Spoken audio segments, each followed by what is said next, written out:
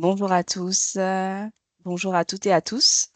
Bienvenue et merci de nous rejoindre pour ce webinaire qui est organisé par la CCI Martinique, mais également la CCI des îles de Guadeloupe. Et nous avons Raïssa Goubankern ici présente de la CCI des îles de Guadeloupe qui va se présenter. Oui, bonjour. Je suis ravie d'être parmi vous ce matin pour un sujet passionnant sur l'intelligence artificielle.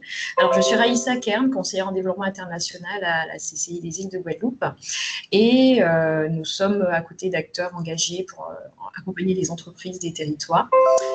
Et donc aujourd'hui, nous avons ce sujet particulier que nous souhaitions mettre en avant. Et aujourd'hui, sur la CCI, nous accompagnons à la fois sur l'international, sur l'innovation et aussi sur le développement durable. Voilà. Voilà. Donc pour rappel, c'est un webinaire qui est organisé dans le cadre du Joli Mois de l'Europe. Aujourd'hui, comme Raïssa l'a dit, nous allons explorer un sujet qui est considéré comme d'actualité, hein, l'IA Act, c'est-à-dire le cadre réglementaire européen pour l'intelligence artificielle.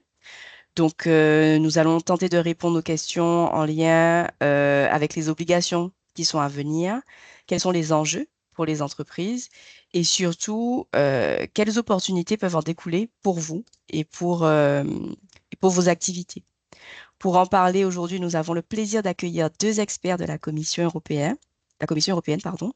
Monsieur Desmurs, Gaspard Desmurs, il est chef adjoint de l'unité de la chef d'unité adjoint, pardon, à la DG Connect. Il est spécialiste de l'innovation et des politiques IA. Et également Monsieur Ulbrich, Martin Ulbrich, qui est chargé de mission à la DG Connect à la Commission européenne. Donc, avant de commencer, il y aura juste quelques règles simples pour assurer le bon fonctionnement du webinaire.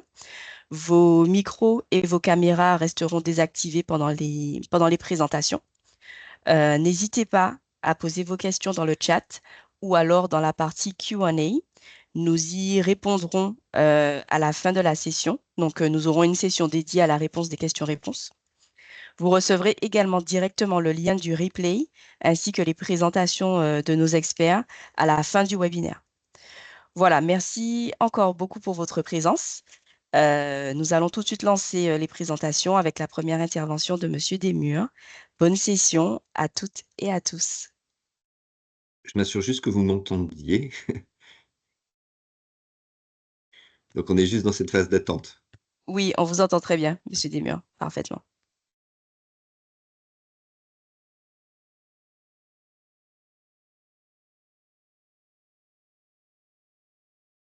Vous pouvez commencer. Je pense, oui, on vous entend très bien et les participants ne pourront pas répondre puisqu'ils ont tous les micros désactivés.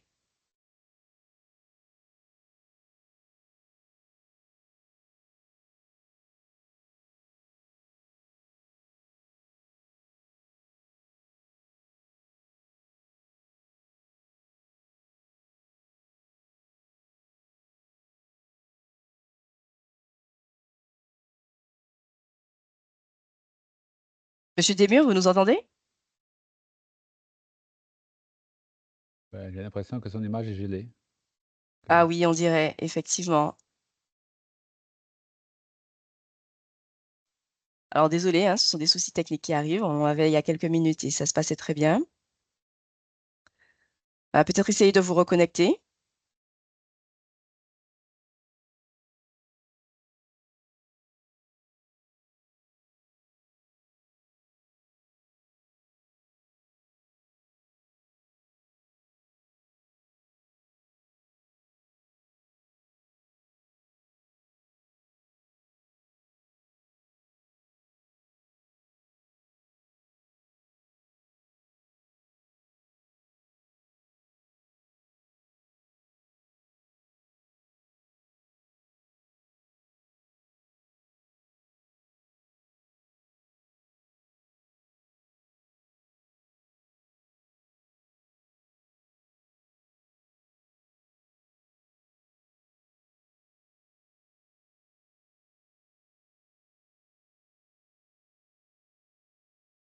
Monsieur Desmurs, vous nous entendez? Peut-être qu'on pourrait alors switcher, commencer par vous, Monsieur Ulbrich. OK, d'accord. Je vais vous vais juste... laisser donc partager. Attendez, voilà, je vais faire ça. Et je me mets déjà mon caméra. Et voilà, partager, partager. Si vous savez, si Ah, partager. on dirait que monsieur Ah, mais de retour? Desmures, vous nous entendez? J'ai l'impression qu'il est de retour, je ne sais pas. Elle a bougé un peu là, l'image. Oui, mais en fait, j'ai l'impression qu'il ne nous entend pas. Et je crois que c'est aussi regelé de l'image. Bon, alors je vais faire du share ici. Et on va prendre celui-là. Est-ce que vous voyez? Est-ce que vous Alors voyez là, mon... on voit Ici. votre écran, on voit pas les slides.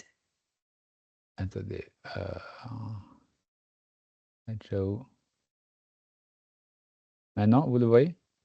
Oui, vous pouvez mettre en plein écran. Ah, ok, d'accord. Non, mais moi, je l'ai mis, chez moi, il est déjà ce plein écran. Non, ici, elles sont en mode présentateur. Ouais.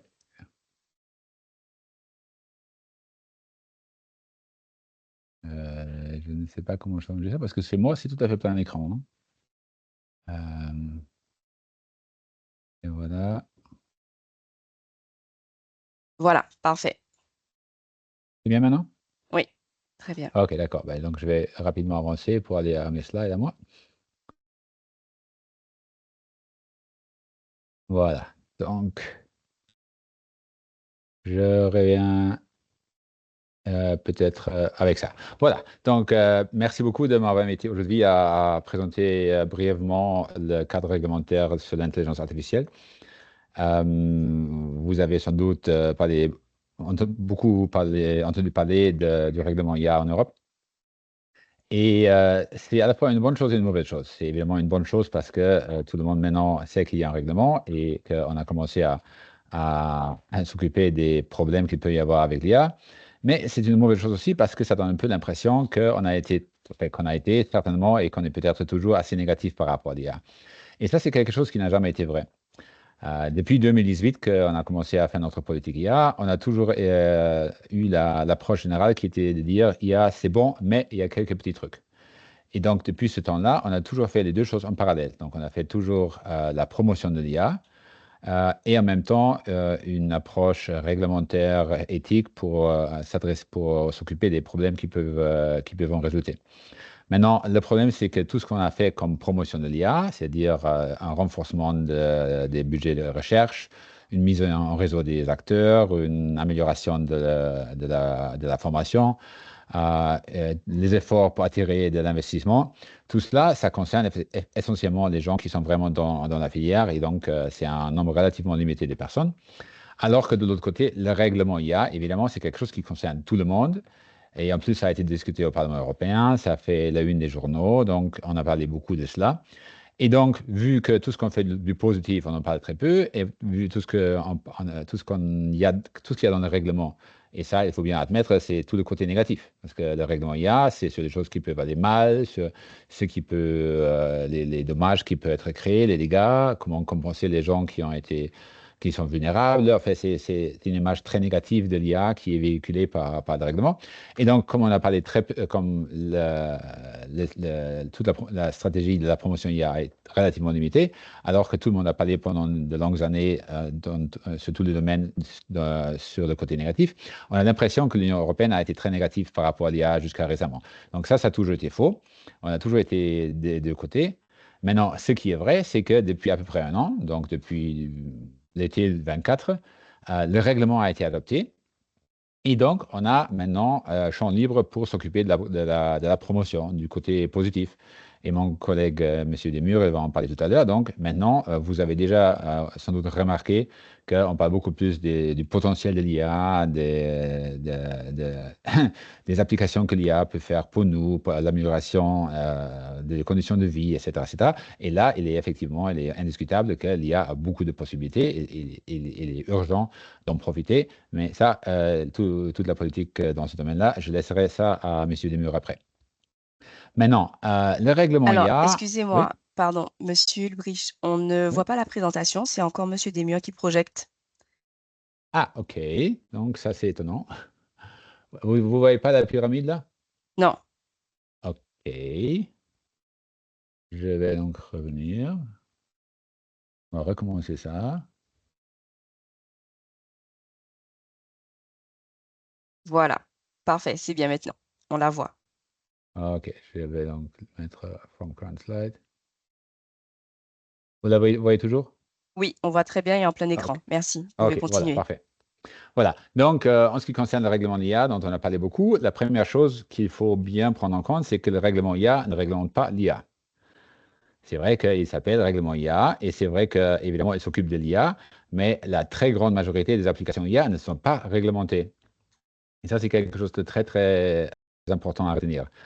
Nous, on a choisi pour bien illustrer l'approche que nous avons, que nous poursuivons dans le règlement avec la pyramide. Pas tous les éléments de la pyramide sont tout à fait proportionnels, mais ce qui est vrai, c'est que la partie minimaliste, donc celle où il n'y a aucune obligation, c'est la très grande majorité. C'est vraiment la base de la pyramide. Dans Alors, l'appréciation des impacts. Oui, pardon, je suis désolée. En fait, je pense que Monsieur Desmures, vous nous entendez? Parce que nous, on ne vous entend pas. Je pense qu'il y a un souci avec Monsieur Desmures puisqu'il il remet sa présentation, puisque c'est lui. Vous nous entendez, Monsieur Desmures? Ah oui, est-ce que vous m'entendez? Oui, mais en fait, on a eu un souci il y a quelques minutes où votre image a figé et on ne vous entendait pas. Et en fait, on a commencé directement par Monsieur Ulbrich parce qu'en fait, on vous entendait vraiment pas pendant quelques minutes. Ah, excusez-moi, je suis vraiment désolé. Donc Alors, maintenant, donc on a un peu inversé les rôles. Monsieur Ulbrich a commencé sa présentation puisqu'en fait, votre micro, on vous a fait, je vous ai envoyé un mail. Je vous ai ok, appelé et votre micro était complètement coupé, on n'entendait absolument rien du tout et votre image était figée. Si ça vous ok, dérange pas, c'est on va parfait. continuer. Ouais, on va continuer avec la présentation de Martine et puis on reviendra vers vous pour votre présentation. Donc je vais laisser Monsieur Martine continuer à partager ses slides, notamment la Ok, parfait. pyramide, et ensuite on ah, reviendra vers vous. d'accord. Ça, effectivement, c'est un des grands problèmes des conférences en ligne. Ça m'est déjà Oui, arrivé c'est ça.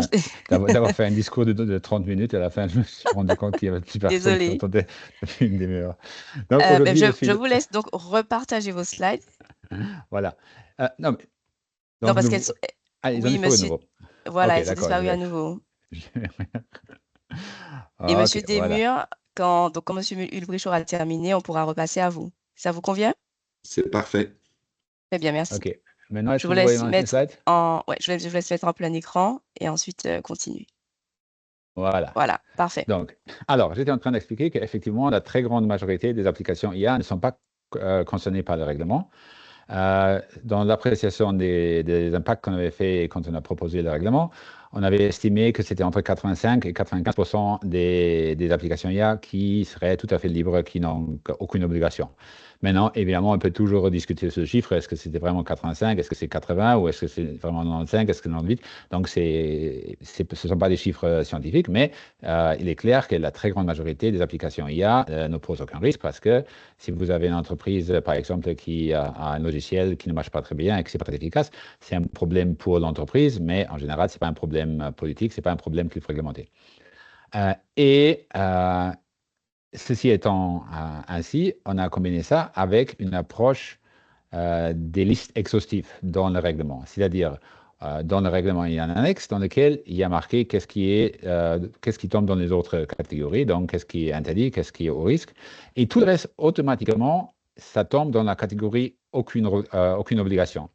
Ce qui veut dire que pour la très grande majorité des entreprises, tout ce qu'il faut faire, c'est un jour, vous ouvrez, si vous avez un doute, évidemment. Si vous n'avez pas de doute, il ne faut rien faire du tout. Et si jamais vous avez un doute que peut-être ça pourrait vous concerner, vous ouvrez le règlement, vous regardez dans l'annexe, dans la liste, si jamais l'application que vous développez se trouve là-dedans. Ici, ce n'est pas le cas, vous fermez le règlement, vous le mettez à côté et vous ne devez plus rien faire. Vous n'avez pas besoin d'envoyer, chercher, payer des avocats. C'est tout simplement regarder dans la liste, si vous n'êtes pas là-dedans, il n'y a pas de problème pour vous. Donc ça, c'est la très grande majorité. De l'autre côté, il y a la pointe de la pyramide. Ça, c'est le risque inacceptable. Donc ça, c'est la mauvaise IA. C'est la seule partie de l'IA qui est interdite et c'est la seule partie de l'IA qui, effectivement, on essaie de réduire ou voire d'empêcher tout à fait. Mais là, on parle de la pointe de la pyramide, c'est-à-dire c'est un nombre très, très limité de cas d'usage. Euh, En fonction de comment on peut le catégoriser, ça c'est entre 7, 10, 12 applications. Ça, c'est des applications comme notamment la notation sociale, ça c'est peut-être le plus connu. Vous avez sans doute entendu parler de ça, qu'il y a des pays dans lesquels, enfin, c'est pas encore tout à fait développé sur l'échelle du pays entier, mais il y a des pays dans lesquels il y a dans certaines villes déjà, vous avez un compte de points, disons 1000 points au début de l'année. Si vous traversez le feu rouge, alors ça vous enlève un point. Et si vous avez moins de 500 points, vous n'avez plus le droit de prendre l'avion ni le train. Donc ce genre de choses, évidemment, ça c'est quelque chose qu'on ne veut pas. Donc c'est interdit dans l'Union européenne. Il y a certaines autres catégories aussi, comme notamment la catégorisation biométrique, c'est-à-dire la tentative de deviner par la taille de vos oreilles ou la forme de votre nez si vous votez à gauche ou à droite, ou si vous êtes homosexuel ou bisexuel ou quoi que ce soit. Ça aussi, c'est interdit. Et il faut bien noter à ce moment-là, c'est que ce qui est interdit ici, aussi ce qui est catégorisé par exemple au risque, il n'y a rien de science-fiction là-dedans. Tout ce qui est ou interdit ou classifié comme au risque, c'est parce que ça existe déjà ou c'est en développement. Donc là, quand je vous parlais des gens qui essaient d'interpréter la forme de vos oreilles pour savoir ce que vous pensez, ça existe effectivement. Il y a des entreprises qui essaient de développer des applications comme ça. C'est pour ça que c'est interdit. Évidemment, tout ce qui est. Enfin, ensuite, il y a le predictive policing, donc les tentatives de prévoir, c'est un peu comme le film Minority Report, sur la base de l'IA, de dire voilà, Monsieur Dupont, dans 3 semaines, vous allez commettre un crime. Ça aussi, c'est interdit. La reconnaissance des émotions au travail.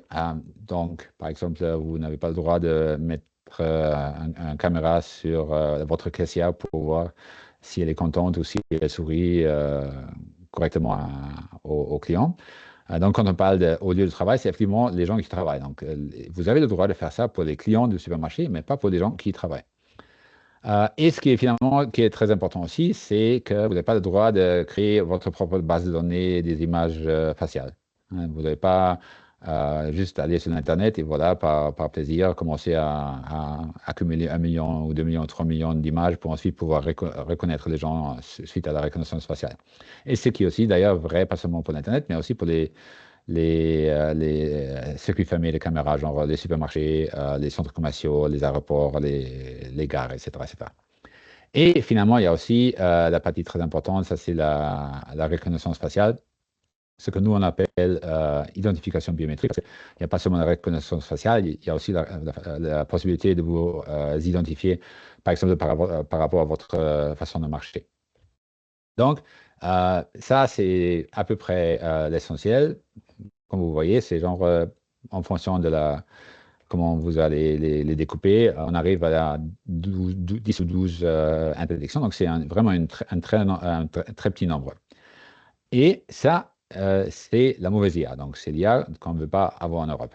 Maintenant, on arrive à la deuxième partie, au système IA, ce que nous on appelle au risque.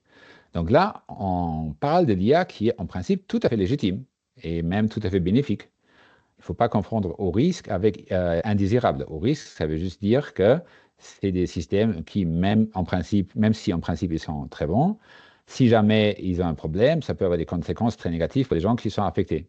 Et donc, pour ces systèmes-là, il est important qu'il y ait un minimum de critères de qualité. Et c'est ça l'essentiel du règlement, c'est que de s'assurer que pour les systèmes à haut risque, ce minimum de qualité est assuré.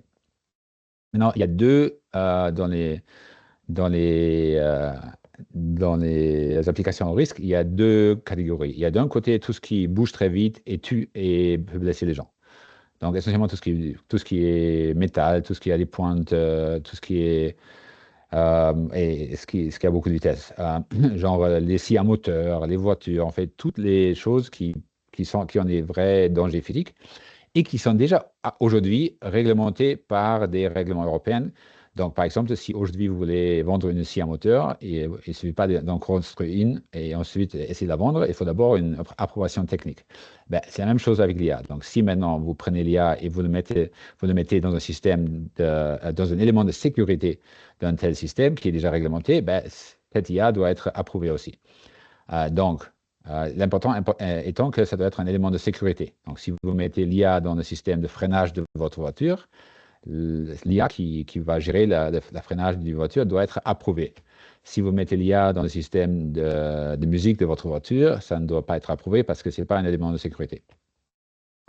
Et donc, tous ces produits sont déjà aujourd'hui soumis à un contrôle de sécurité avant d'être mis sur le marché. Et bien, l'IA, elle va tout simplement faire partie du contrôle à partir de maintenant, où enfin, il y a une certaine transition, mais à partir de l'entrée en application, il y a juste un élément de plus dans le contrôle qui sera le contrôle de l'IA. Beaucoup plus intéressant ou beaucoup plus innovateur, c'est la deuxième partie, c'est les systèmes IA qui sont plus ou moins software-based, donc qui sont plus ou moins à part et qui pour le moment ne sont pas réglementés. Il y a notamment la biométrie, donc la reconnaissance faciale est interdite en général, mais il y a certaines exceptions, par exemple pour les forces de police. Dans la mesure où c'est permis, ça devient un risque, ce qui est tout à fait normal parce qu'on considère qu'en général, il faut l'interdire, mais là où on le permet, on dit que c'est quand même important de s'assurer de la qualité. Donc, par exemple, si la police va utiliser un système pour vous identifier et vous mettre en prison pendant 3 jours avant de se rendre compte que ce n'était pas vous, mais quelqu'un d'autre, ben, ça, c'est un grand problème. C'est un impact très négatif. Et donc, c'est pour ça qu'il faut avoir des critères de qualité pour éviter que cela se produise. Vous avez notamment dans le système de l'éducation et de l'emploi l'accès à l'université, l'accès à l'emploi, l'évaluation donc l'évaluation des études, l'évaluation du travail. Il y a aussi dans les systèmes d'éducation le contrôle du cheating, en fait, de commettre des irrégularités pendant les examens. Donc, pour ça, il y a aussi des logiciels. Et ça, évidemment, si ça marche mal et que vous êtes accusé d'avoir triché, ben, à ce moment-là, c'est un grand problème. Donc, ça aussi, c'est un risque. Après, vous avez certains services publics qui sont tout à fait essentiels et pour lesquels, si jamais il y avait un problème, ça pourrait être très négatif pour vous.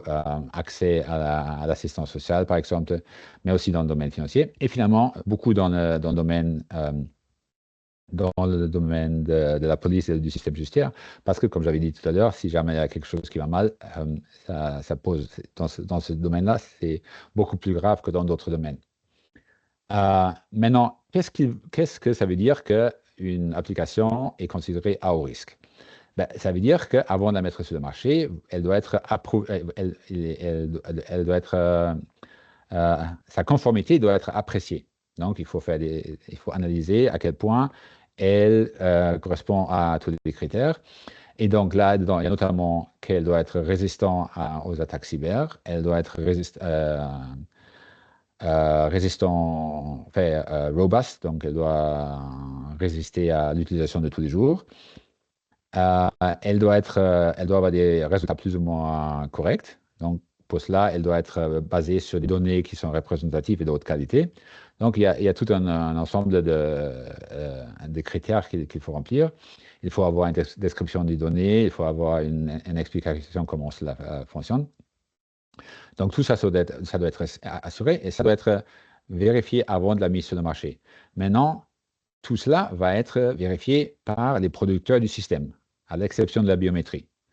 Donc, c'est comme la marque CE que vous avez dans beaucoup d'autres domaines, c'est l'entreprise elle-même qui va vérifier qu'elle a bien suivi les règles et qu'elle va s'assurer, elle va attester qu'effectivement, elle a fait tous ces tests-là. Et évidemment, si jamais après il y a un contrôle, elle doit pouvoir vérifier qu'effectivement, elle a fait tous ces tests-là.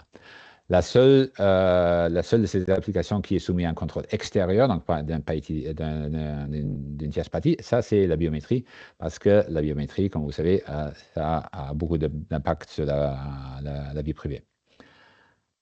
Et finalement, la troisième catégorie, donc maintenant on a eu l'interdiction, les hauts risques, et on a déjà parlé du rien du tout, mais il y a encore la transparence. Donc là, il y a deux éléments. D'un côté, il faut vous informer quand vous êtes en interaction avec un système IA et que ce n'est pas évident. Donc, vous prenez votre téléphone, vous appelez votre banque et de l'autre côté, il y a une voix humaine. Si c'est de l'IA qui génère cette voix, vous devez être informé. Si vous parlez avec votre voiture, ce n'est pas la peine de vous informer parce que c'est évident. Et ensuite, tout ce qui est fake news, fake deepfakes, AI-generated content. Donc, quand il y a un texte, une vidéo, une audio, quelque chose qui a été non pas, qui n'est pas, je dirais, naturel, mais qui a été généré par l'IA, il faut vous informer. C'est pas très compliqué euh, comme effort pour le faire. Il suffit de mettre quelque part que ça a été généré par l'IA, mais comme ça, tout le monde est au courant que le pape ne porte pas vraiment des vestes Balenciaga.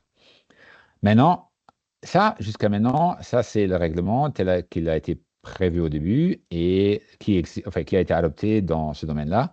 C'est-à-dire que c'est un règlement qui s'adresse aux applications IA concrètes qui peuvent avoir des impacts concrets sur un certain nombre de gens bien identifiés. Mais pendant que le règlement a été discuté, il y a les General Purpose AI qui sont arrivés sur le marché. Enfin, ils existaient déjà avant, mais maintenant, ils sont beaucoup plus forts. Et donc, maintenant, il y a encore l'autre question, c'est non pas seulement la question de l'IA qui peut avoir, non pas seulement l'application concrète qui peut avoir un impact négatif concret pour une personne concrète, mais aussi l'IA avec des avec des risques systémiques. C'est-à-dire, vous avez les grands modèles de AI, les General Purpose AI. En général, il y a la transparence qui est prévue et surtout, et ça c'est aussi tout à fait novateur, il y a pour les très très grands modèles, donc ceux qui ont le plus de puissance, il y a l'obligation de faire ce qu'ils appellent red teaming, donc l'obligation des entreprises de prévoir quelqu'un qui va essayer d'attaquer le système, qui va essayer de le faire dire des choses qui ne sont pas vraies, qui va essayer de le faire manipuler les gens, qui va essayer d'induire le système dans toutes sortes de comportements inacceptables. Et si jamais il réussit, il faudra retourner au système pour empêcher que la prochaine fois, ça ne marche pas. Donc, ça, c'est pour des systèmes avec des risques systémiques et justement pour empêcher qu'il y a des problèmes qui ne sont pas forcément, qui sont peut-être plus tard directement identifiables à une personne, mais surtout pour éviter des problèmes qui sont plus au niveau sociétal qu'au niveau concret. Maintenant, grâce à ces deux éléments, on a aussi deux parties de la mise en œuvre. Il y a d'un côté tout ce que j'ai dit dans la première partie, c'est-à-dire applications concrètes pour personnes concrètes. Il y a des autorités nationales qui vont mettre ça en œuvre. Et ces autorités nationales, ils vont se rencontrer dans le AI Board, donc dans le comité IA, pour échanger les connaissances. Et ce AI Board va être soutenu par un panel scientifique. Il y a des gens qui vont expliquer ce qui est possible techniquement et ce qui est la science-fiction. Et aussi par un advisory forum dans lequel il y a les parties prenantes qui peuvent exprimer, les employeurs, les syndicats, les ONG, les académiques, tout le monde peut exprimer son opinion. Et de l'autre côté, il y a aussi maintenant le bureau IA. Donc le bureau IA, ça c'est au niveau européen et qui va s'occuper directement des très grands modèles parce que ça excède le cadre national. Et avec ça, justement, je dois retourner au mes premiers slides.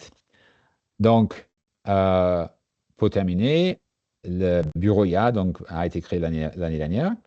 Maintenant, dans le règlement IA, comme je vous expliquais, il y a le bureau IA, il a une tâche, c'est-à-dire s'occuper des grands modèles.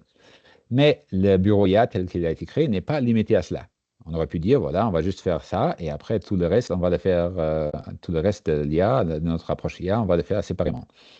Mais on a considéré que ce n'est pas une bonne idée d'avoir un bureau essentiellement composé de juristes, de les mettre dans un coin et de leur dire réglementer.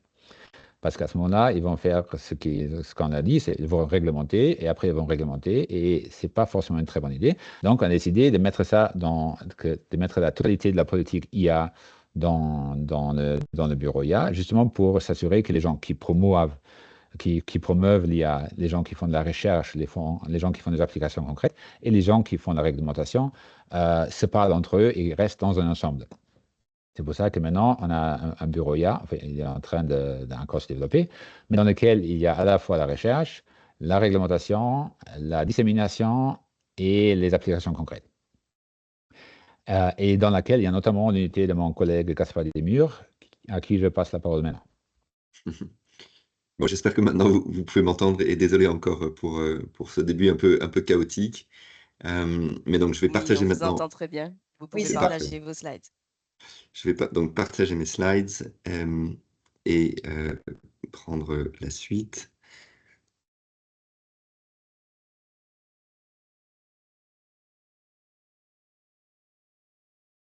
Voilà, est-ce que vous pouvez voir mes slides maintenant? Oui, on les voit. Vous pouvez les mettre en plein écran. Et je vais les mettre en plein écran. Donc, un grand merci à tous pour votre attention. Et je pense qu'effectivement, ce que Martine disait est absolument juste. Ce qu'on essaie de faire au sein du AI Office, c'est de, en fait, avoir une sorte de continuum entre la législation et l'innovation, pour s'assurer vraiment que l'intelligence artificielle ne soit pas perçue comme une menace, mais vraiment comme une opportunité pour l'économie, à partir du moment où elle est euh, dans un cadre qui donne confiance aux consommateurs et aux citoyens dans le fait qu'ils peuvent utiliser de manière sûre cette intelligence artificielle. Donc, l'AI Act, en quelque sorte, c'est vraiment la base pour établir cette confiance. C'est aussi quelque chose qui permet aux entreprises d'accéder à l'entièreté du marché européen avec euh, une seule règle, en quelque sorte, qui s'applique à tout le monde. Et en réalité, quand on regarde les autres ensembles géographiques, que ce soit les États-Unis, que ce soit la Chine, on a souvent l'impression que c'est beaucoup moins régulé, que c'est beaucoup plus facile d'accès. En réalité, il y a aussi beaucoup de législation au niveau local, au niveau des États qui rend la pénétration du marché beaucoup plus compliquée. Et donc pour nous, les AI Act, c'est vraiment la base de cette politique d'innovation. Mais on ne s'arrête pas là, et ce qu'on veut faire aussi, c'est, avec toute la clarté juridique qu'on essaie d'apporter, c'est aussi d'avoir des mesures d'accompagnement qui boostent le développement de l'AI et aussi sa mise en œuvre dans les secteurs. Alors, pour mettre ensemble toutes ces mesures d'accompagnement, on a développé une stratégie qui s'appelle le AI Continent, qu'on a adopté euh, le 9 avril de cette année. Je vais essayer de vous donner un petit peu les principaux éléments qui se trouvent à l'intérieur de cette stratégie. Alors, peut-être avant de rentrer de nommer les différents piliers d'initiative, euh, les deux grandes idées phares qui se trouvent à l'origine de cette stratégie, c'est vraiment l'idée qu'en Europe, on veut continuer à être capable de produire des modèles généraux d'intelligence artificielle. Donc, on ne veut pas laisser aux États-Unis ou à la Chine le monopole du développement des modèles d'intelligence artificielle généraux, parce qu'on considère que c'est un élément de souveraineté essentiel pour notre économie, mais aussi pour les fonctions régaliennes. Et donc, c'est vraiment quelque chose qu'on veut continuer à développer. On a énormément de startups qui développent des modèles d'AI en Europe. On considère qu'il y a à peu près 6500 startups dans le domaine de l'AI et à peu près 500 startups ou scale-up qui sont en train de développer des modèles, soit des modèles généraux, soit des applications dans le domaine de l'AI. Et donc, il y a un terreau extrêmement fertile en Europe et euh, partout dans les régions, et on veut vraiment donner leur chance à ces modèles, on veut leur donner le moyen de se développer. Et la deuxième idée clé, c'est qu'en Europe, on a un modèle très spécifique de développement économique qui est basé sur des secteurs industriels ou des secteurs économiques très forts, que ce soit dans le domaine de l'automobile, du tourisme, du développement de contenu culturel, etc. Et donc, on considère que une façon de gagner dans le domaine de l'intelligence artificielle, c'est aussi de spécialiser les modèles d'intelligence artificielle par rapport aux besoins spécifiques des secteurs. Donc, ces deux idées-là, elles sont vraiment à l'origine, en quelque sorte, de notre stratégie.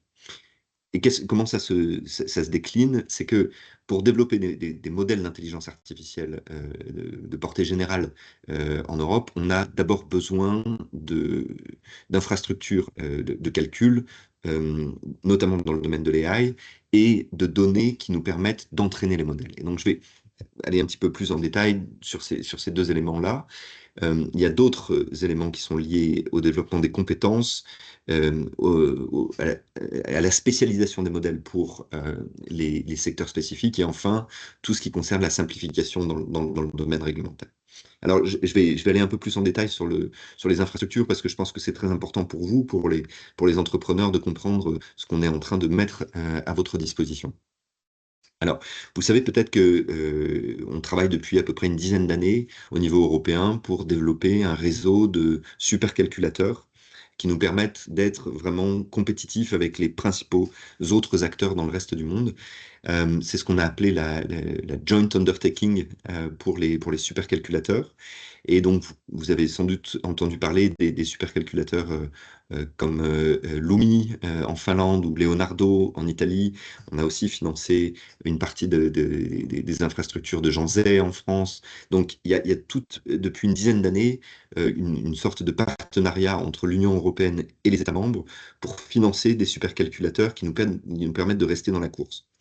Le problème de ces supercalculateurs du point de vue de l'intelligence artificielle, c'est qu'ils sont, pour le moment, leur design n'est pas particulièrement conçu pour l'intelligence artificielle.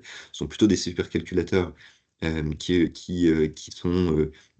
servent à faire du modeling climatique, par exemple, ou du modeling de réactions nucléaires. Ce sont des ordinateurs qui font des opérations de calcul très compliquées et qui demandent beaucoup de puissance de calcul. Leur composition en matière de GPU ou de CPU et des derniers processeurs dans le domaine de l'intelligence artificielle n'est pas optimale pour l'entraînement des modèles. Donc ça, c'est un premier point. Le deuxième point, le deuxième challenge, c'est que c'est difficile pour les entreprises, et en particulier pour les startups, en fait, de pouvoir bénéficier de slots d'entraînement sur ces supercomputers. Donc, par exemple, vous avez en fait un système d'accès à ces ordinateurs dans lequel vous allez être en compétition entre les doctorants, les universités et les entreprises.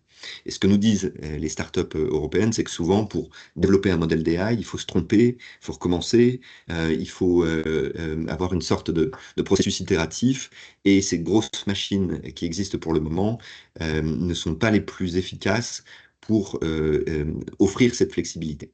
Donc, pour répondre à ces défis, on a développé cette infrastructure qu'on appelle les AI Factories. On en a sélectionné 13 d'ores et déjà au niveau européen. Ça représente un investissement de plus ou moins de 10 milliards d'euros sur la période 2021-2027.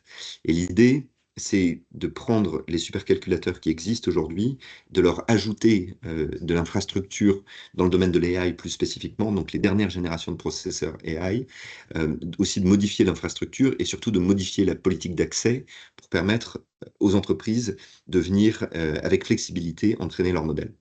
Alors, ces AI Factories, elles ne sont pas limitées au pays dans lequel elles se trouvent. C'est-à-dire que une entreprise française, par exemple, peut accéder à une AI Factories en Allemagne ou en Suède ou au Danemark ou en Italie. Donc, c'est un réseau.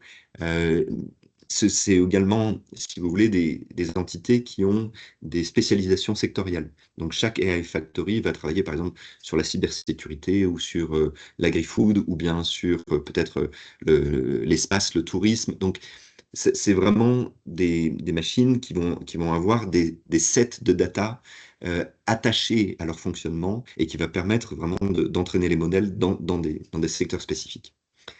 Je vais juste vérifier à ce stade si vous m'entendez toujours, parce que je ne voudrais pas continuer à parler comme la première fois un peu dans le vide. Est-ce que vous m'entendez correctement? Oui, très bien. Ok, Merci. parfait. Donc ces AI Factories, elles sont calibrées disons, les plus modernes d'entre elles, les plus efficaces, avec jusqu'à 25 000 processeurs AI. Donc, c'est ce qu'on a, par exemple, avec la dernière génération de Lumi ou de Leonardo. Et cette puissance de calcul, elle permet d'entraîner les modèles actuels. Mais le problème, c'est qu'elle ne permettra pas d'entraîner les modèles de génération future avec plusieurs dizaines de milliards de paramètres et cette fonction agentique qui permet de mettre plusieurs sets de données, plusieurs programmes ensemble dans l'utilisation et l'inférence des systèmes, disons, à portée générale.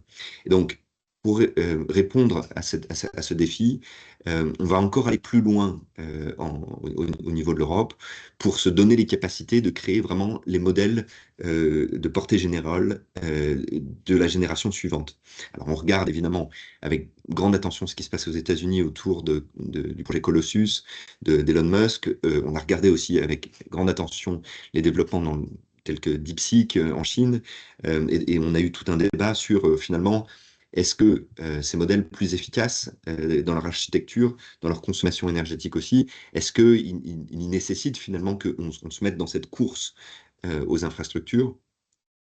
Mais ce que nous disent tous les spécialistes dans le domaine de l'AI, dans les entreprises européennes et dans le domaine de la recherche, c'est que pour vraiment passer cette barrière, disons, des modèles agentiques généraux avec des capacités de réflexion avancées, on doit quand même avoir cette capacité de calcul et rester compétitif par rapport aux ordinateurs, aux centres de données finalement les plus performants au niveau mondial. Donc l'idée qui a été partagée par la présidente de la commission au moment du sommet AI, dont vous vous souvenez sans doute à Paris en février, c'est d'investir dans 4 ou 5 gigafactories au niveau européen, avec des puissances de calcul basées sur environ 100 000 processeurs AI très avancés de dernière génération. Et là, évidemment, on rentrera dans un schéma, disons, d'investissement complètement différent. Les AI Factories, elles sont 100% publiques, avec la moitié à peu près de financement européen, l'autre moitié de financement nationaux ou régionaux. Les AI Factories, ce seront des consortiums financés à peu près à 35% par de l'argent public, donc Union européenne et autorités nationales et locales. Le reste, à peu près les 2 tiers, ce seront des investissements privés qui viendront de très larges entreprises, de très grandes entreprises européennes, mais aussi d'investisseurs internationaux, combinant des centres de données, donc des data centers, mais aussi des développeurs. Donc on peut imaginer par exemple que Mistral AI et d'autres entreprises françaises et ou européennes et ou internationales fabriquent un consortium pour créer ces gigafactories.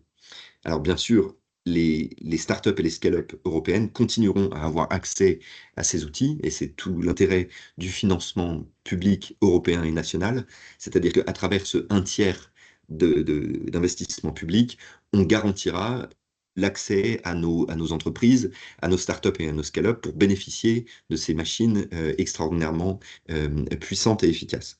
Mais ça permettra aussi au consortium privé qui aura développé, disons, son projet, d'avoir aussi une partie importante de la capacité de calcul et donc de pouvoir faire émerger aussi des champions européens dans le domaine. Donc voilà, on est dans une phase de définition de l'intérêt de ces consortiums. On reçoit des candidatures. L'appel à proposition a été comment dire, publié en même temps que la publication du AI Continent, et on travaille d'arrache-pied à essayer de constituer ces projets, ces partenariats publics-privés. Toutefois, quand on discute avec les experts, avec les entreprises, la réponse qu'on reçoit, c'est très bien d'avoir des ordinateurs extrêmement puissants, mais pour ce qui concerne le fine-tuning des modèles, pour leur spécialisation au niveau des secteurs, c'est pas nécessairement ces machines très complexes dont on a besoin, mais c'est aussi le cloud et c'est aussi les data centers. Et donc, on ne veut pas favoriser un type d'infrastructure par rapport à une autre. Au contraire, on veut offrir une sorte de continuum qui permette aux entreprises de bénéficier de tout le spectre de développement des modèles. Et donc l'idée, c'est d'accélérer vraiment fortement au niveau européen comment dire, l'ouverture de data centers. L'objectif qu'on s'est fixé, c'est de tripler dans les 5 à 7 ans qui viennent la capacité de data centers en Europe. Et on va faire ça en facilitant, en accélérant le processus de permis pour les data centers. Ça veut dire qu'on va travailler avec les autorités locales, avec les autorités nationales pour déterminer des sites en quelque sorte autorisés en termes d'accès au réseau électrique, en termes de soutenabilité des projets, de consommation d'eau, de consommation d'électricité. On va fixer des critères à la fois de soutenabilité, mais aussi de faisabilité technique quant au raccordement au réseau électrique. Et ces dossiers, on va permettre leur traitement aussi rapidement que possible. Alors, il y a la dimension infrastructure, mais il y a aussi la dimension data, qui est aussi importante. Je ne vais pas aller trop dans le détail, mais en gros, ce qu'on va essayer de faire, c'est de fédérer des pools de data au niveau européen. Je parlais des AI Factories. Donc, ces factories, elles sont au niveau national comme ça, et elles ont des entreprises, des universités, des bases de données qui leur permettent de travailler, par exemple, dans le domaine de l'utilisation de l'intelligence artificielle, dans le domaine agricole, pour la surveillance euh, du développement des plantes, sur les fichiers météo que vous pouvez utiliser, ce genre de données que vous mettez ensemble pour développer vos modèles AI. Mais pour l'instant, ces données, elles restent un petit peu en silo dans les différentes AI factories et dans les différents secteurs. L'idée avec les Gigafactories et avec les AI factories, c'est vraiment de mettre ensemble ces données pour les AI factories qui vont travailler dans les mêmes secteurs. Donc de donner un volume européen, si vous voulez, aux data, pour permettre en fait d'avoir une bien meilleure euh, qualité de données et un plus grand volume pour l'entraînement des modèles. On sait que les modèles sont aussi efficaces que, en gros, la qualité de la base de données qui se trouve derrière. Donc c'est vraiment ce sur quoi on est en train de travailler. Ça pose des défis en termes de protection des secrets professionnels des entreprises qui mettent ces données en commun ce qu'on appelle les data space. Donc, on est en train de travailler à la fois dans ce qu'on appelle la Data Union Strategy, à la fois sur le plan législatif, mais aussi sur le plan disons, administratif, de trouver le bon équilibre des règles entre ce qu'on appelle un partage by design des données qui sont à l'intérieur des produits et des processus, et en même temps le respect des secrets professionnels qui permettent aux entreprises de conserver leur marge. Voilà, on pourra revenir plus tard sur ces éléments-là. Je vais ensuite aller relativement vite sur les autres aspects pour qu'on ait le temps d'avoir des questions. Mais à mon avis, cette slide est importante. Donc, infrastructure, données. Le troisième bloc, c'est vraiment ne pas simplement se concentrer sur les LLM ou sur les modèles à portée générique ou générale, mais aussi des applications concrètes d'AI dans les secteurs. Et donc ça, c'est ce qu'on est en train de développer maintenant au sein du AI Office. C'est en fait une sorte de dialogue avec les secteurs pour comprendre sur des cas concrets de quoi est-ce que les secteurs ont besoin pour accélérer l'utilisation de l'AI dans leur domaine. Est-ce que ce sont des problèmes de type législatif? Est-ce que c'est des problèmes de recherche et de développement? Est-ce que c'est des problèmes d'accès aux compétences humaines? Est-ce que ce sont des législations spécifiques dans le domaine des produits? Voilà, donc on a à peu près entre 13 et 15 secteurs qui ont été si vous voulez, défini dans le rapport qui a été remis à la Commission au début de l'année, le rapport Draghi. Et donc, l'idée, c'est vraiment de se focaliser sur ces secteurs, mais on ouvrira ensuite à d'autres secteurs cette discussion, d'aller voir les entreprises, d'aller voir les CEO, d'aller voir les associations professionnelles et de leur dire, ben voilà, expliquez-nous si vous avez des besoins particuliers dans vos secteurs pour aider au déploiement de l'AI. Donc, d'un point de vue de la mise en œuvre, mais aussi c'est d'aider les développeurs européens de systèmes d'AI à trouver des clients aussi en Europe et dans le reste du monde pour que leurs modèles deviennent commercialement viables. Donc c'est à la fois donner des clients aux développeurs, mais aussi aider les clients à comprendre comment ils peuvent utiliser l'AI à l'intérieur de leur secteur. Et je suis certain que vous tous, comme entrepreneurs, vous travaillez activement, vous posez la question. Et donc, nous, on essaie vraiment de recevoir le feedback des différentes entreprises, des différents secteurs pour comprendre comment on peut aider dans le processus. Si vous voulez, on pourra revenir sur ce point dans les questions-réponses. Voilà. Assez rapidement ensuite, donc, dans le domaine des skills, on a deux grande politique. La première, c'est qu'on va développer plus de formations au niveau européen pour avoir des talents dans le domaine de l'AI à différentes échelles, donc au niveau des PhD, mais aussi au niveau des ingénieurs, et puis aussi développer ce qu'on appelle la connaissance générale de l'AI au niveau de la population, donc pas simplement les spécialistes, mais aussi créer de la confiance au sein de la population pour l'utilisation de l'AI, ce qui permettra aussi d'avoir plus de clients pour les entreprises qui développent des applications spécifiques. Donc ça, c'est la partie, on fait notre travail nous-mêmes à la maison. Et puis, il y a une autre partie importante qui est de dire, voilà, l'Europe, c'est une destination très attractive. On a vraiment énormément d'universités, on a plein d'entreprises de pointe.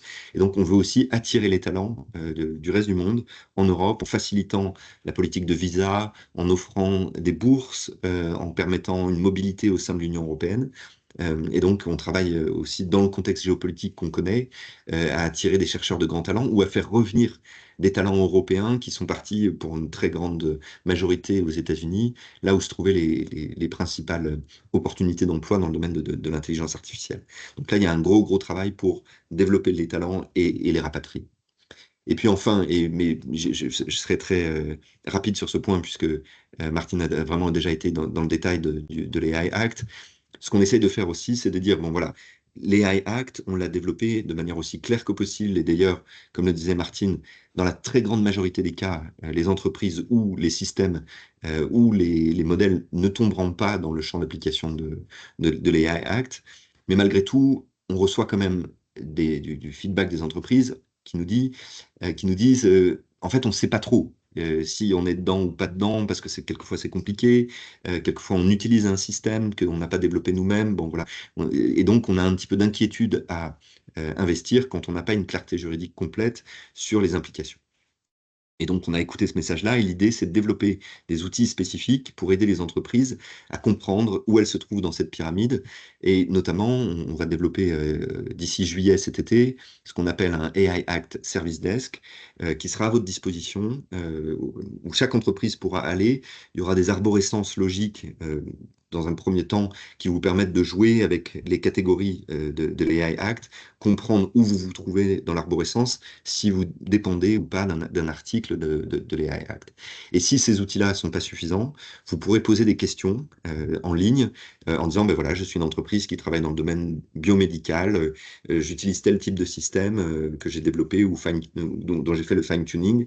Est-ce que l'AI Act s'applique à mon cas spécifique et quel est l'article ou quelles sont les obligations qui découlent de ce champ d'application? Vous recevrez une réponse qui sera fédérée par un groupe de juristes qu'on est en train de recruter et qui sera, si vous voulez, coordonné par le AI Office pour qu'on donne une sorte de vision cohérente à l'ensemble des réponses. Donc, ce sont des choses qu'on mettra à votre disposition. Et voilà. Mais donc, je ne veux pas parler trop longtemps, et étant donné aussi les difficultés techniques du début, je vais m'arrêter là. Et comme ça, si vous avez des questions pour moi ou pour Martine, je serai plus qu'heureux de pouvoir y répondre. Merci beaucoup Gaspard. On va quand même prendre quelques minutes pour répondre aux questions, puisqu'il y en a déjà. Monsieur Montredon, soit je lis vos questions, soit j'active votre micro pour que vous puissiez les poser directement. Alors,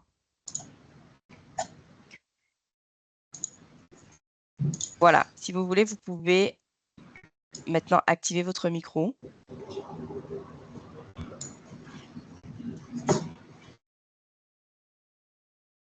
Je vous ai donné l'autorisation pour parler.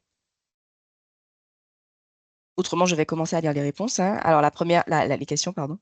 La première, c'était comment faites-vous pour mesurer l'impact énergétique numérique et plus particulièrement dans l'utilisation des AI? Je crois que vous en aviez parlé, Gaspard, en parlant voilà, de la consommation. Mais comment est-ce que tout cela est mesuré? Alors, c'est vraiment une des questions clés hein, derrière le développement le plan de développement pour les data centers. On a comment dire, des benchmarks qui sont mis en place au niveau européen sur la consommation énergétique des data centers. Nos collègues qui sont à la DG Énergie sont en train de développer des études très poussées sur les différents types de systèmes de refroidissement, sur la consommation d'eau dans le domaine des data centers. Et donc, voilà, on est en train de développer les meilleurs, enfin, l'analyse des meilleures techniques disponibles sur le marché. Et quand on lancera les appels d'offres ou que les États membres lanceront les appels d'offres pour le développement des data centers, très certainement, ces critères seront un élément extrêmement important pour l'obtention rapide des permis. Donc, en quelque sorte, ce sera dans le cahier des charges de ces data centers et il reviendra aux opérateurs de prouver qu'ils développent des data centers qui correspondent à ces technologies de dernière génération. D'accord. La deuxième question, elle concerne en fait, donc dans le cadre en fait, du fait qu'il y a beaucoup d'AI qui sortent en ce moment, quasiment quotidiennement, est-ce qu'il y a des moyens ou alors des astuces pour savoir si nous pouvons télécharger une AI pour tester et voir dans quelle application elle pourrait servir? Oui. Alors, on a développé un outil au niveau européen qui s'appelle le AI On Demand Platform. Je pourrais vous envoyer le lien.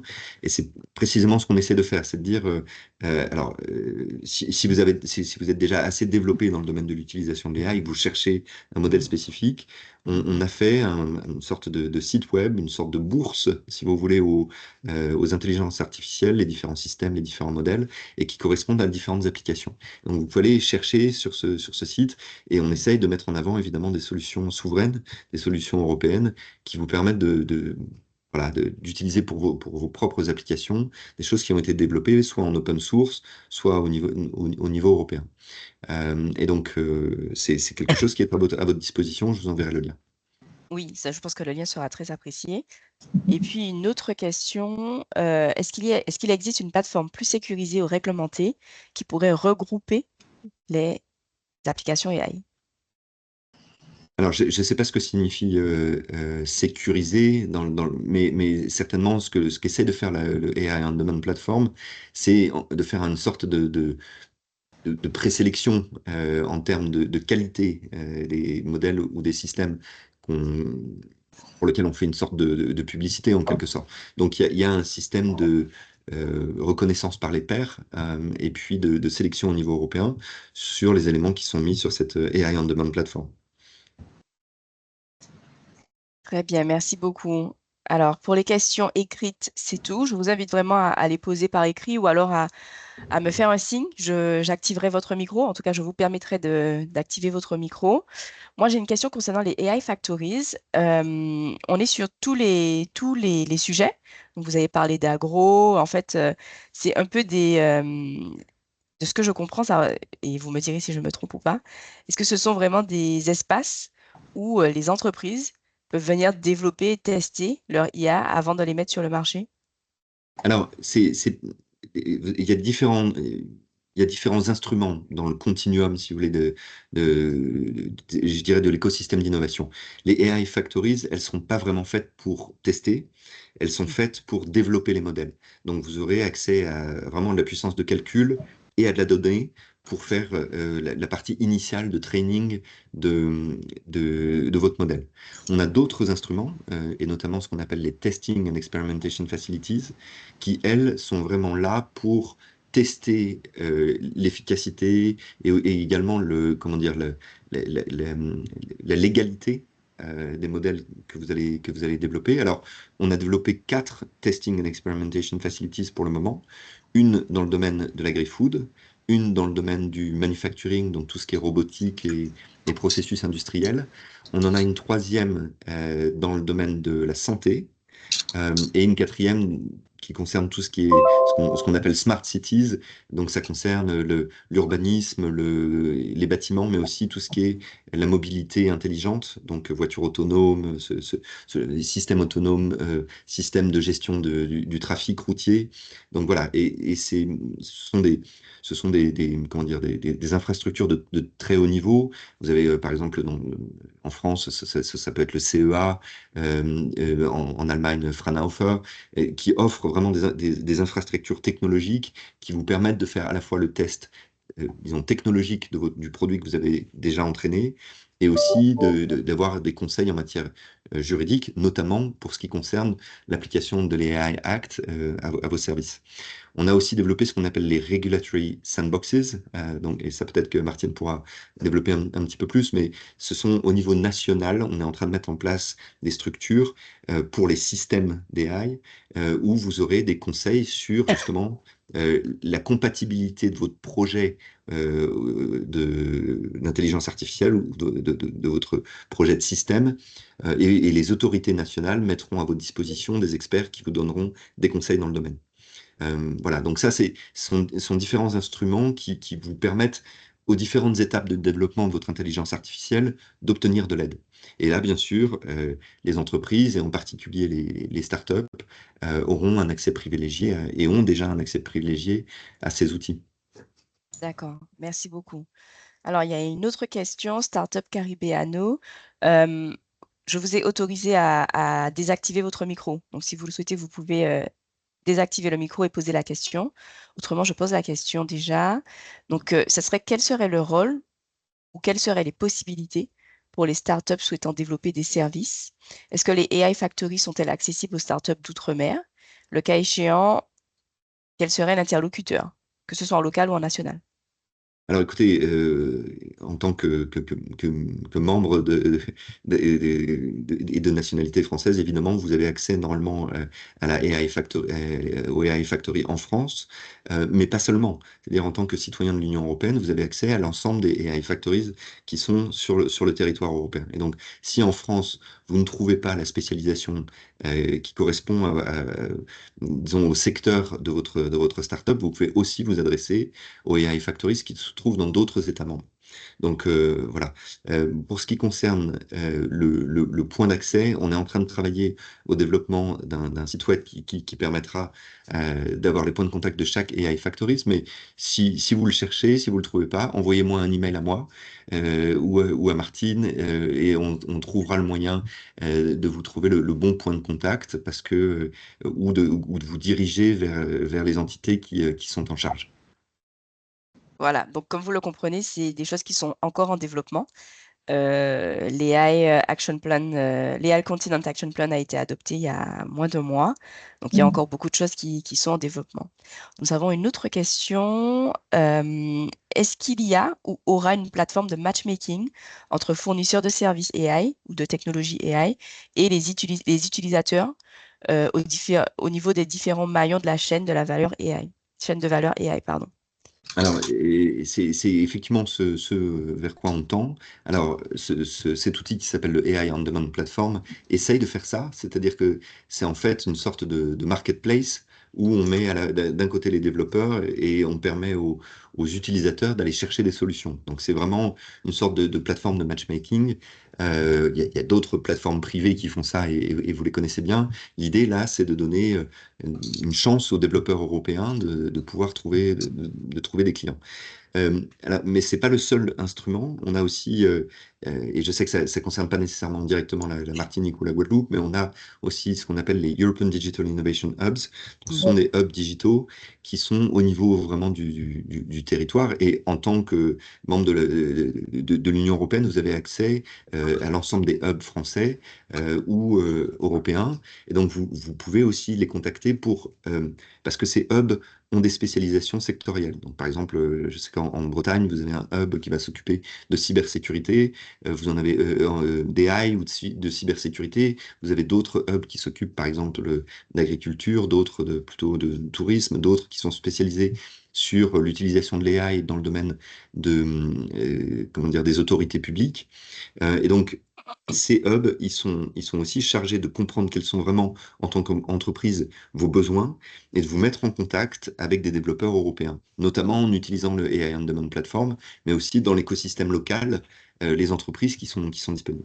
Parce qu'en fait, ce dont on s'est rendu compte, c'est que beaucoup d'entrepreneurs, et sans doute vous connaissez ça beaucoup mieux que moi, ont vraiment besoin d'avoir une confiance extrême dans les fournisseurs d'intelligence artificielle, les développeurs d'intelligence artificielle, quand ils l'intègrent dans leur processus ou par exemple dans le traitement de leurs données de ressources humaines ou de budget. Et donc cet écosystème local, le fait que d'autres entrepreneurs les aient utilisés par exemple et qu'ils soient contents du traitement des données, de la fiabilité des entreprises, ça compte beaucoup dans le développement de l'utilisation de l'AI. Donc voilà, c'est un autre outil qu'on a développé, qui pourra peut-être dans le futur, je ne sais pas, être aussi développé dans d'autres contextes, mais certainement c'est quelque chose qu'on essaie de faire au maximum, c'est de mettre en communication directe les développeurs et les utilisateurs. Oui, en effet, alors juste pour revenir à ce que vous avez dit concernant les EDIH, ça ne concerne pas encore la Martinique et la Guadeloupe puisque ça fonctionne par appel d'offres et nous n'avons pas appel à projet, pardon. Et nous n'avez pas répondu à ce projet, mais nous pouvons tout à fait vous rediriger vers d'autres DIH en France hexagonale. Voilà. Donc n'hésitez pas à nous contacter, que ce soit Raïssa ou moi-même, pour avoir les contacts sur les DIH.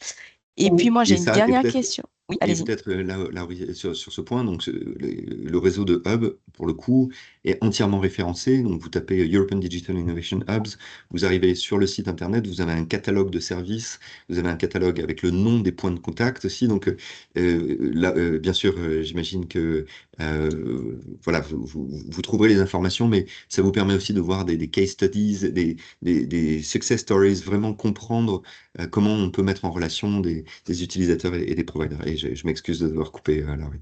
Non, pas de problème. Merci beaucoup pour ce complément. Après, moi, j'aurais juste une question par rapport pour Martine. Vous nous avez présenté la pyramide des applications AI risquées, enfin de la moins risquée à la plus risquée. Comment est-ce qu'on fait pour les identifier? C'est-à-dire que est-ce que l'AI Act prévoit de les marquer, un peu comme ce qui est marqué sur les produits alimentaires de A à E, par exemple? Comment est-ce qu'une entreprise peut savoir si l'application qu'elle va utiliser, la technologie qu'elle va utiliser, si elle est à moindre risque ou à fort risque? Donc, c'est ce que j'avais essayé de brièvement expliquer avec l'annexe, avec le fait qu'il y a une liste, qu'il y a une approche par liste dans l'annexe, c'est que tout simplement, dans l'annexe, il y a marqué, voilà, il y a de telles applications sont considérées au risque. Et si votre application est une de celles qui sont mentionnées, vous êtes au risque, sinon, vous n'êtes pas au risque. Donc, il n'y a pas de graduation petit au risque, moyennement au risque, très peu au risque. Non, ça, il y a juste au risque ou pas au risque. D'accord. Maintenant, Donc, il y aura une tout, liste. il y a une liste qui existe déjà dans l'annexe 3, qui évidemment est sur, je dirais, l'état de l'art en 2024, donc elle peut être modifiée. Pour ça, il y a dans l'article 7 du règlement, il y a une procédure qui explique quels sont les critères à prendre en compte pour savoir si une application sera dans le futur considérée comme au risque. Donc, notamment, quel est l'impact qu'elle peut avoir, est-ce que l'impact est réversible, est-ce qu'il y a des groupes particuliers qui sont concernés, etc., etc. Mais cette appréciation sera effectuée par l'Union européenne, fait par le législateur, qui va donc modifier ou ne pas modifier la liste dans l'annexe. Et donc, pour l'entreprise, tout ce qu'il faut faire, c'est regarder dans la liste, c'est tout. D'accord, OK. Et puis, nous avons une question concernant l'entrée en vigueur de l'AI Act en 2024 sur le volet transparence des entreprises qui utilisent l'IA. Alors, la première question, est-ce que la loi, ou en tout cas l'acte, est déjà applicable aux entreprises, ou alors sera-t-elle mise en place progressivement? Elle est en partie déjà applicable et en partie pas encore applicable. Donc, elle est entrée en force en août 2024. Et il y a une approche progressive pour mettre les différentes dispositions en œuvre. Donc, la première chose qui est entrée en vigueur, c'est les interdictions. Donc, les interdictions sont déjà en vigueur depuis le 2 février. Donc, si une application est interdite, vous n'avez même aujourd'hui pas le droit de la commercialiser. Par contre, les applications de haut risque, donc il y a cet été, il y aura des règles pour les General Purpose AI, donc les systèmes IA à usage multiple. Là, les règles entrent déjà en vigueur cette année et les applications concrètes dont j'avais parlé, donc par exemple dans le domaine de l'emploi ou dans le domaine de l'éducation, tout ça, ça rentre en force 2 ans après l'entrée en vigueur. Donc, ça sera le 2 août 2026. Et finalement, tout ce qui est IA intégré dans des machines, donc ça, c'est la première partie, tout ce qui peut bouger vite, où il y a déjà actuellement des obligations de contrôle externe avant que ces produits ne soient mis sur le marché. Tout cela, ça entre 1 an plus tard, donc en 2027. Donc, c'est progressif.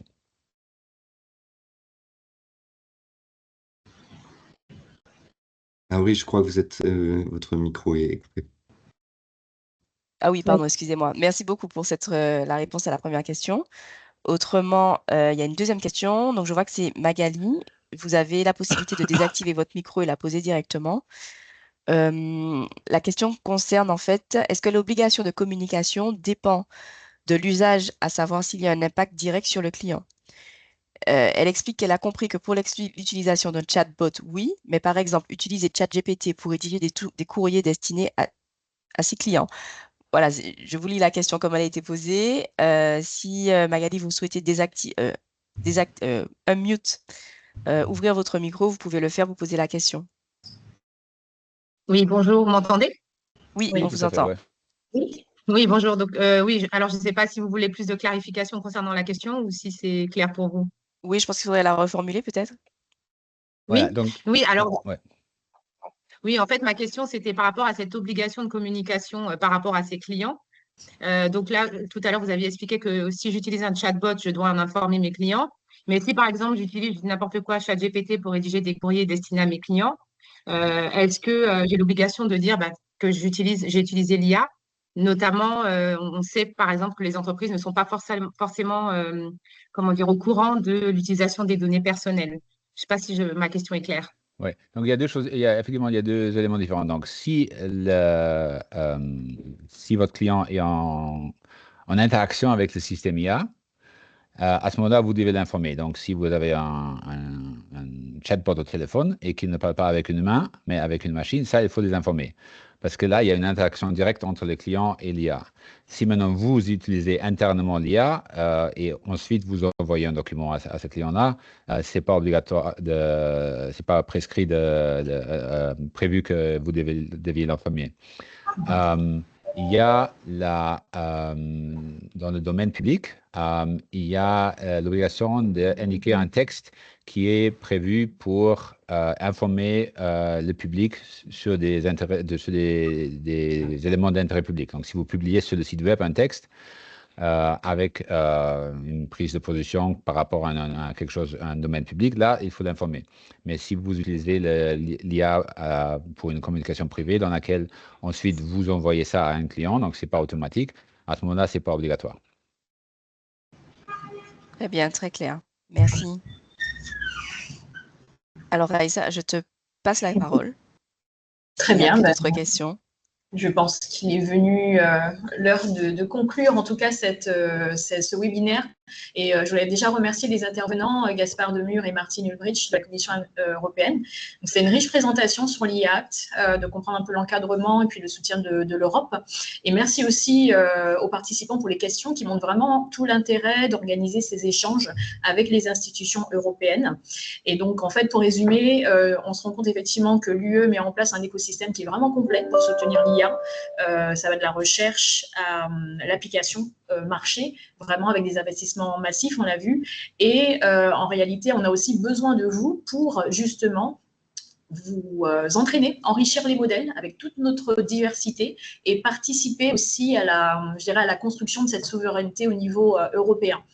Donc c'est vrai, Martine, vous l'avez souligné, il y a quand même des risques qui sont inhérents à la pratique de l'IA auxquels il faut être attentif.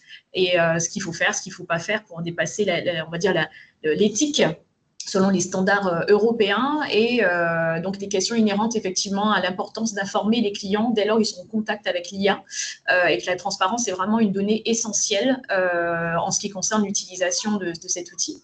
Et Gaspard, également, vous avez présenté des belles initiatives telles que l'IA Factories, il y en a 13.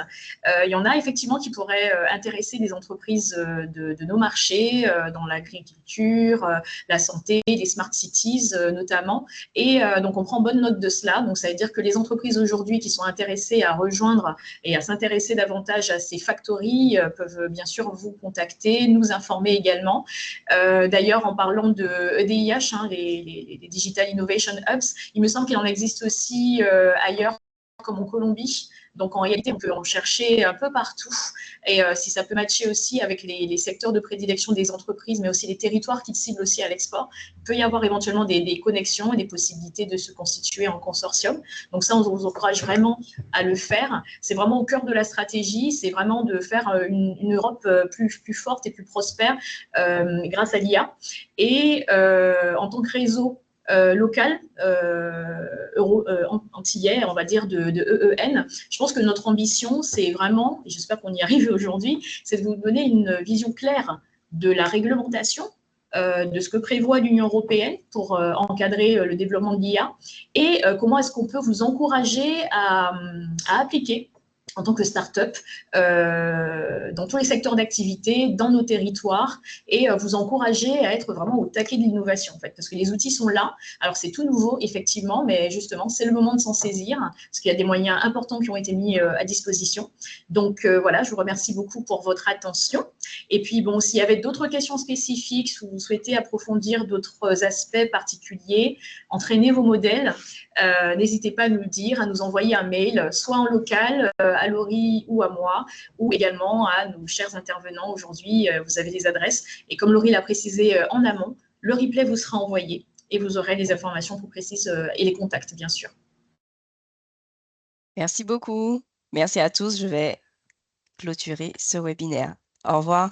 Un grand Merci merci. Au revoir. beaucoup. Au revoir. Merci. Au revoir.